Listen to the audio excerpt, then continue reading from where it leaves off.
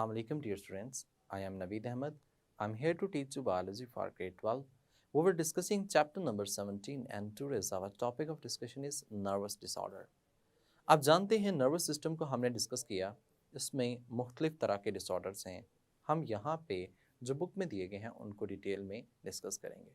3 चीज़ें देखेंगे कि इनके सिम्टम्स क्या हैं, कॉजेज़ क्या हैं और इनका ट्रीटमेंट क्या है। अंडरस्टैंड करने के लिए चलते हैं राइट बोर्ड की तरफ। Students, our topic of discussion is nervous disorder. हम नर्वस डिसऑर्डर की तरफ जा रहे हैं।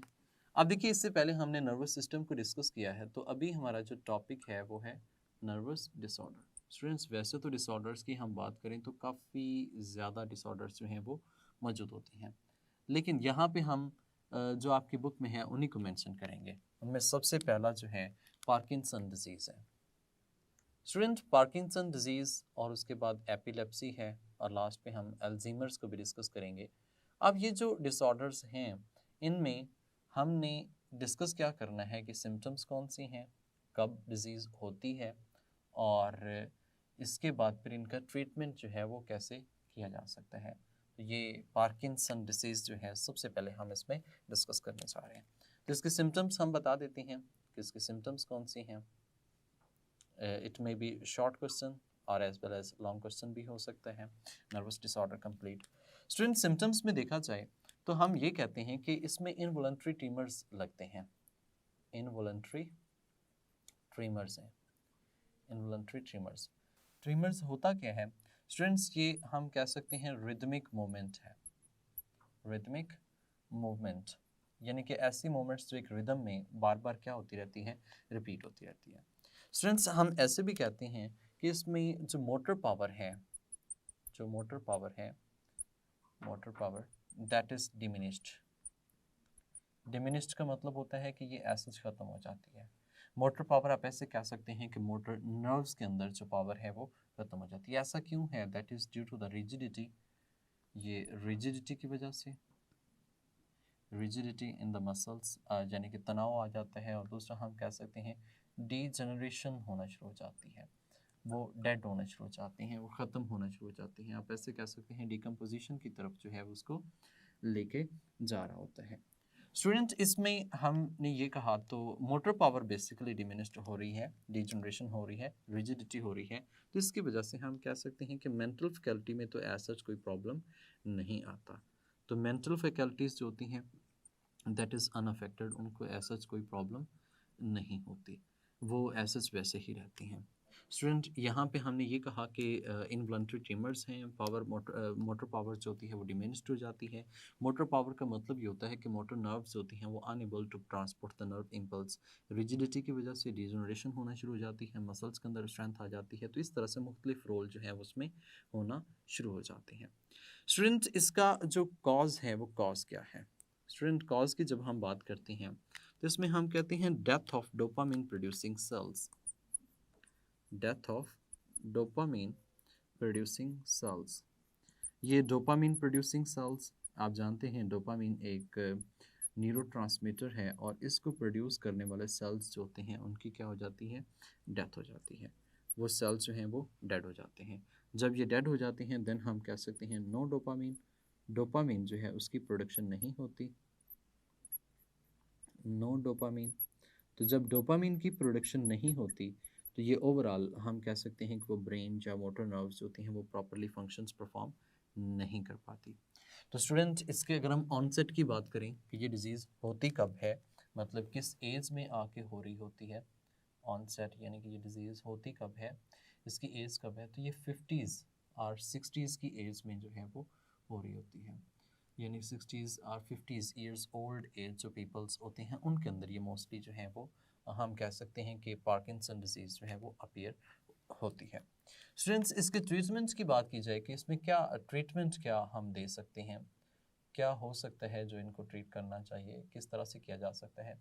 तो स्टूडेंट्स, एक एल डोपामीन होती है। एल डोपामीन का मतलब लीवो डोपामीन हम सिंपल कह सकते हैं, जो हम पेशेंट्स को दें तो वो ठीक हो जाते हैं। जबकि यहाँ पे हम ऐसे कह सकते हैं स्टूडेंट्स, एक प्रोटीन होती है GDNF जिसमें glial derived neurotrophic neurotrophic GDNF, neurotrophic factors हमसे कहते हैं, फैक्टर्स। इसका अगर हम बिल्कुल शॉर्ट फॉर्म बनाएं, हम GDNF के नाम से मेंशन करते हैं। तो स्टूडेंट्स, ये जो glial derived neurotrophic factor protein है, ये प्रोटीन बेसिकली हम कहते हैं कि useful to take boost up the uptake of dopamine, यानी कि ये क्या कर देती है, बूस्ट अप कर देती है किस चीज़ को, अपटेक ऑफ डोपामीन को, यानी कि डोपामीन की जो अपटेक है उसको बहुत ज़्यादा इंक्रीज कर देती है, बढ़ा देती है। तो स्टूडेंट्स, ये हमने तब ऑब्जर्व किया जब हमने इसको इंजेक्ट किया लैब रैट्स और मंकीज़ के अंदर, रैट्स और मंकीज़ के अंदर, यानी कि जब हमने लैब के अंदर जो मौजूद रैट्स और मंकीज़ हैं उनके अंदर जब हमने ये इंसर्ट किया, तो अब तब हमें पता चला कि ये जो GDNF एक प्रोटीन है, यानी कि ये एक प्रोटीन होती है, cell line protein, it is use to boost the uptake of the dopamine. इससे हम डोपामीन की अपटेक को क्या कर सकते हैं, बढ़ा सकते हैं, इंक्रीज कर सकते हैं। So in this case it can be used, इस केस में हम इसको क्या कर सकते हैं, यूज़ कर सकते हैं। तो फ्यूचर में सोचा जाता है, अगर हम बात भी करें फ्यूचर में, तो फ्यूचर में मे भी हो सकता है इसको यूज़ किया जाए as for the purpose of treatment in the humans, यानी कि ह्यूमंस में इसके ट्रीटमेंट को यानी कि पार्किंसन के डिजीज़ को ट्रीटमेंट करने के लिए हम इसको यूटिलाइज कर सकते हैं। स्टूडेंट, ये पार्किंसन डिजीज़ थी जिसके अंदर हमने किस चीज़ को डिस्कस किया, सिम्टम्स को डिस्कस किया, उसके कॉजेज़ को डिस्कस किया, उसका ऑनसेट मतलब कि ये कब होती है, और इसका जो ट्रीटमेंट पॉसिबल है वो हम कब ले सकते हैं, वो इसमें आ सकते हैं। स्टूडेंट्स, हम ऐसे भी कह सकते हैं कि इसके अंदर जब ये ट्रेमर्स लगते हैं या कन्वर्जेंस होती हैं, तो उसके लिए हम एंटी कन्वल्सिव मेडिसिन जो हैं उनको भी यूटिलाइज कर सकते हैं। स्टूडेंट्स, नेक्स्ट पॉइंट, जो नेक्स्ट डिसऑर्डर है, that is known as epilepsy, उसको हम एपिलेप्सी के नाम से मेंशन करते हैं, एपिलेप्सी। स्टूडेंट्स, एपिलेप्सी की जब हम बात करते हैं तो इसे हम मिर्गी भी कहते हैं, मिर्गी, ठीक है। अब ये मिर्गी का दौरा पड़ना, ये तो बड़ा हम कहते हैं बहुत ही कॉमनली हमने सुना भी होता है और समटाइम तो पेशेंट्स को देखा भी होता है। स्टूडेंट्स, इसमें क्या होता है, कैरेक्टराइज्ड बाय कन्वल्जन्स, यानी कि इसमें क्या होती हैं, कन्वल्जन्स होती हैं। सिम्टम्स की बात करें तो कन्वल्जन्स का मतलब होता है ऐसे झटके लगना, झटके लगना इस तरह से हम कह सकते हैं that is a transient state, या वैसे कह सकते हैं ट्रांजिएंट हम बेसिकली इन बिटवीन को कहते हैं, या ट्रांजिटिव के नाम से भी मेंशन करते हैं। ट्रांजिएंट स्टेट होती है ऑफ मोटर, सेंसरी, और you can say that psychic और यानी कि इस तरह की जो इसमें पेशेंट्स होते हैं उनमें मोटर नर्व्स, सेंसरी नर्व्स और साइकिक, या फिर हम कह सकते हैं इनवॉलंटरी कन्वर्जेंस और कन्वर्जेंस, जैसे कि हमने ऊपर भी मेंशन किया, इस तरह की अपीयरेंस आती है। यानी कि वो मेंटल स्टेट जो है वो प्रॉपर्ली डिसाइड ही नहीं कर पाती कि क्या होता है, किस तरह से होता है। इसमें अगर देखा जाए तो इसमें कन्वर्जेंस जो है वो मेन कॉमन इसके सिम्टम्स में आ जाता है, और इसमें हम कह सकते हैं कि बेसिकली जो कंडीशन हो जाती है वो अनकॉन्शियसनेस जैसी हो जाती है। अनकॉन्शियसनेस का मतलब ये होता है कि एज सच हमें पता नहीं चलता कि क्या हो रहा है, किस तरह से हो रहा है, या आप ऐसे कह सकते हैं कि patients did not have control on the senses. Patient जो होता है, जो पेशेंट जिसमें ये डिजीज़ होती है, have not control on senses, उसका सेंसेस पर कंट्रोल नहीं होता, have not control on senses, तो वो सेंसेस को प्रॉपर्ली कंट्रोल नहीं कर पाता, यानी कि उसकी बॉडी की मूवमेंट और ओवरऑल उसके मसल्स की कॉन्ट्रैक्शंस उसको कंट्रोल नहीं कर पाता। तो ये सिचुएशंस जो है वो किस में होती है, एपिलेप्सी में होती है। स्टूडेंट, इसमें अगर हम कॉज देखें ना, बेसिकली इसकी वजह क्या होती है, या इसके जो कॉज है मेनली, तो इसका कॉज होता है abrupt discharge of electric current in the grey matter of the spinal cord, ठीक है। यानी कि इसमें हम कहते हैं abrupt electric discharge, abrupt electric discharge in gray matter,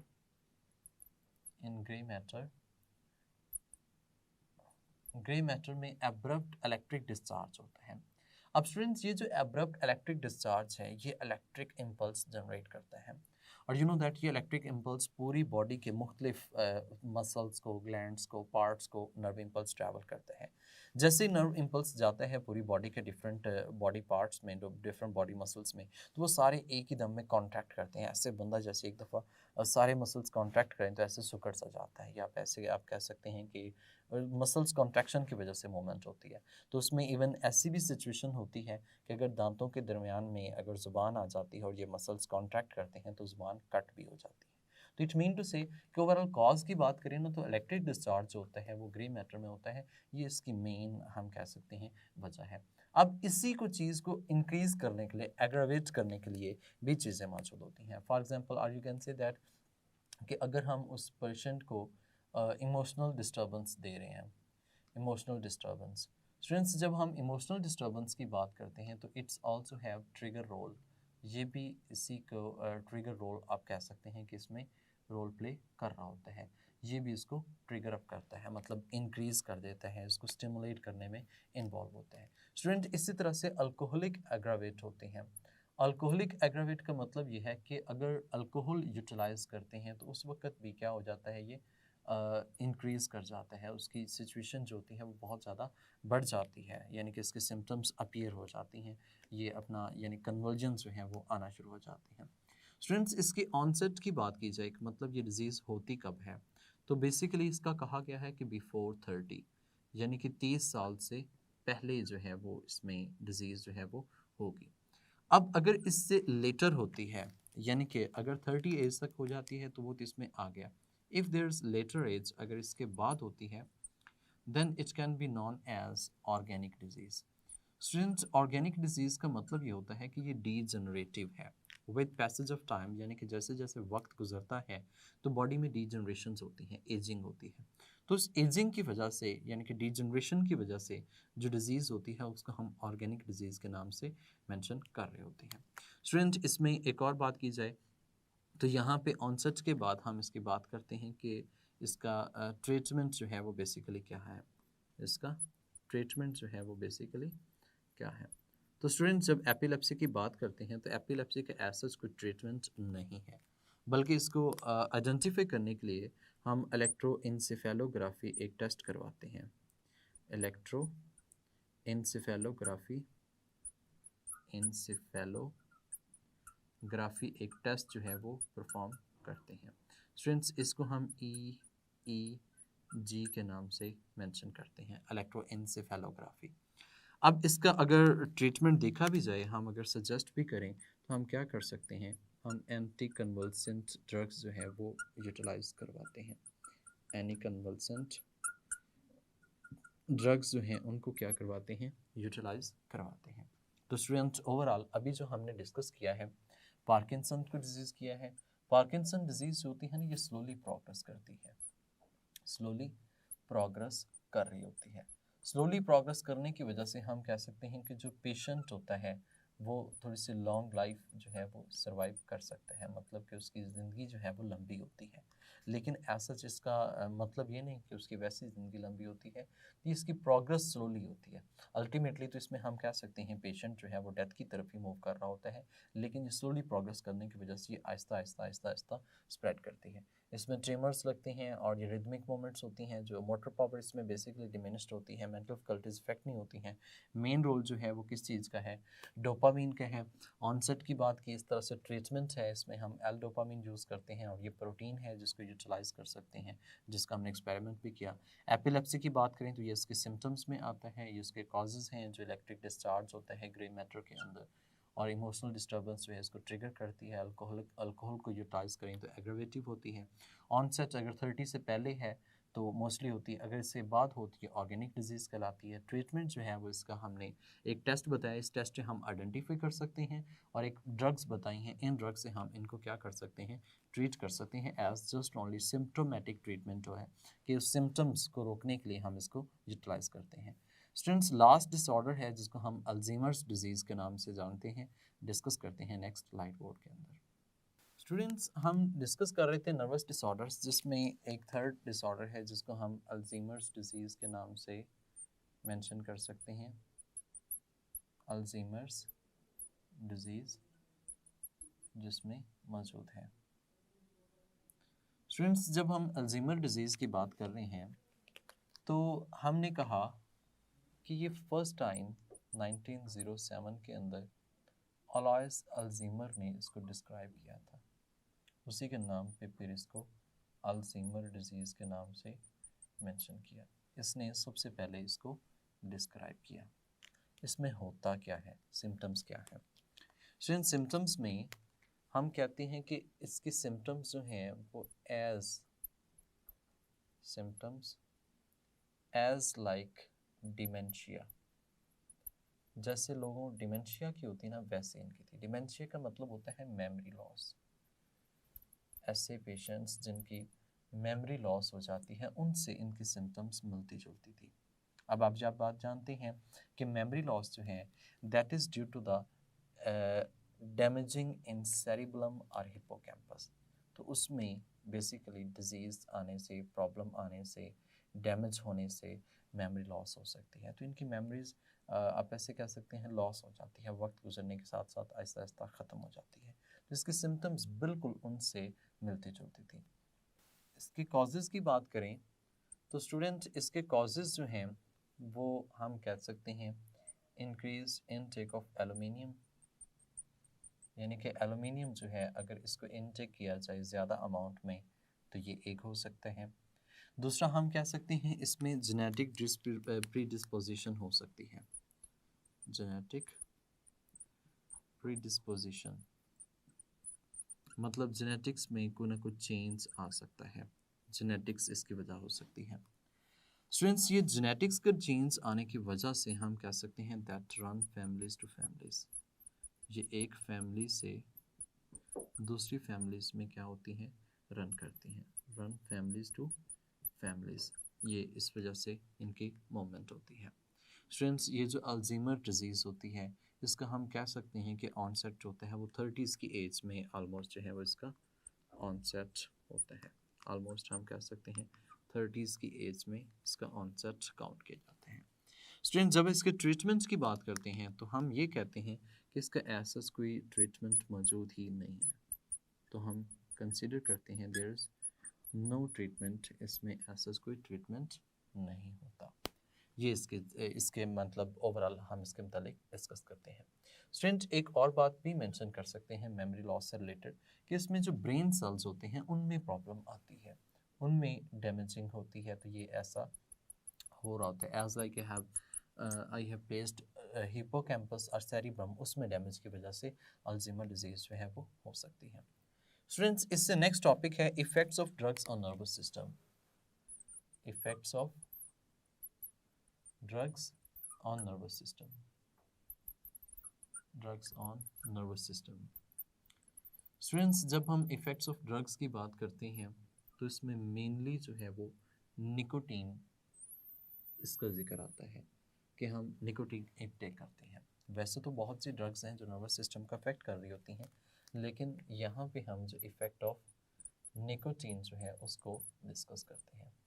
students, nicotine जो होती है मिमिक करती है, mimic acetyl choline, acetyl choline, और ये एसिटाइल कोलिन जो है या आप ऐसे कह सकते हैं उसको मिमिक करती है। ये तो एक न्यूरोट्रांसमीटर है, एक्साइटेटरी न्यूरोट्रांसमीटर है, और ये न्यूरोट्रांसमीटर जो है ये नर्व इम्पल्स जनरेट करने में रिस्पॉन्सिबल होता है। ये न्यूरोट्रांसमीटर के तौर पे है, ये एक न्यूरोट्रांसमीटर है। अब देखिए जो निकोटीन है इसको भी जब एक्ट करती है ये एसिटाइल कोलिन के ऊपर, तो ये एक्ट करती है act upon post synaptic membrane के ऊपर। किसके ऊपर? पोस्ट सिनेप्टिक मेम्ब्रेन के ऊपर। अब जब ये पोस्ट सिनेप्टिक मेम्ब्रेन पे काम करेगी, उस पर एक्ट करेगी, तो पोस्ट सिनेप्टिक मेम्ब्रेन के अंदर नर्व इम्पल्स जनरेट हो जाएगा। हम कह सकते हैं जनरेट नर्व इम्पल्स, इसमें नर्व इम्पल्स जो है वो जनरेट हो जाएगा। जैसे इसमें नर्व इम्पल्स जनरेट होगा तो बहुत से रिएक्शंस जो हैं वो इसकी वजह से आप ऐसे कह सकते हैं स्पीड अप हो सकते हैं, कम हो सकते हैं, या उनमें चेंजेस आ सकते हैं। लाइक दैट अगर हम कहते हैं अगर हम निकोटीन इनटेक कर रहे हैं तो there is increase in heartbeat, heart rate भी कह सकते हैं, हार्ट रेट में ज़्यादा हो जाएगा। ठीक है। ब्रीदिंग भी हम समटाइम कहते हैं ज़्यादा हो जाती है, इसमें हम ऐसे भी कहते हैं प्रमोट डाइजेशन। ये डाइजेशन को क्या कर देती है, प्रमोट करती है। In other reference you can see that related to digestion this can also cause vomiting, ये वॉमिटिंग की तरफ भी लीड कर सकती है। As well it can also cause diarrhoea, ये डायरिया भी कॉज कर सकती है, दोनों चीज़ें हो सकती हैं। इसमें हम ये भी कहते हैं कि ये बहुत से ऐसे हैं जो कि relief pain in that sense, relief pain, pain को रिलीव करने के लिए भी हम पेन रिलीवर के तौर पे भी हम इसको यूटिलाइज कर रहे होते हैं। तो इस तरह से कार्डियक आउटपुट जो है उसको भी बढ़ा देती है, कार्डियक आउटपुट जो है उसको भी इंक्रीज कर देती है। तो बहुत से ऐसे रिएक्शंस हैं जिनको यानी कि हम कह सकते हैं कि ये फास्ट कर देती है, बढ़ा देती है, इंक्रीज कर देती है। इन दैट सेंस हमने कहा वॉमिटिंग कॉज कर सकती है, डायरिया कॉज कर सकती है, as well water retention relation to kidney, water retention इसका मतलब होता है कि बॉडी के अंदर वाटर रिटेन जो होता है उसको करना शुरू कर देती है, या फिर आप ऐसे कह सकते हैं कि उसको ज़्यादा रिमूव करवाना शुरू कर देती है। Relation to kidney, relation to kidney, kidney से रिलेट करते हैं वाटर रिटेंशन जो है, इस तरह की भी सिम्टम्स अपीयर हो सकती हैं। तो ये डिफरेंट तरह से हैं जो कि इसमें इफ़ेक्ट्स ऑफ ड्रग्स जो हैं वो नर्वस सिस्टम के ऊपर अफेक्ट कर सकते हैं। जी स्टूडेंट्स, उम्मीद करता हूँ कि आपने अच्छी तरीके से अंडरस्टैंड किया कि मुख्तलिफ डिसऑर्डर्स हैं, हम इनको किस तरह से ट्रीट कर सकते हैं, इनके कॉजेज़, सिम्टम्स, इन तमाम को हमने यहाँ पे डिस्कस किया। इसके साथ साथ ने हमने इफ़ेक्ट्स ऑफ ड्रग्स यानी कि निकोटीन का हमारी बॉडी पे क्या इफ़ेक्ट्स हो सकते हैं और उनके साइड इफ़ेक्ट्स क्या हो सकते हैं, इनको भी हमने डिस्कस किया। Dear students, it is a long question nervous disorder, आपने तीनों को प्रॉपर तरीके से एक्सप्लेन करना है और इसमें बहुत से शॉर्ट क्वेश्चन जो हैं वो भी पॉसिबल हैं। तो मिलते हैं नेक्स्ट लेक्चर में, तब तक के लिए मुझे इजाज़त दें, अपना ख्याल रखिएगा, अल्लाह हाफिज़।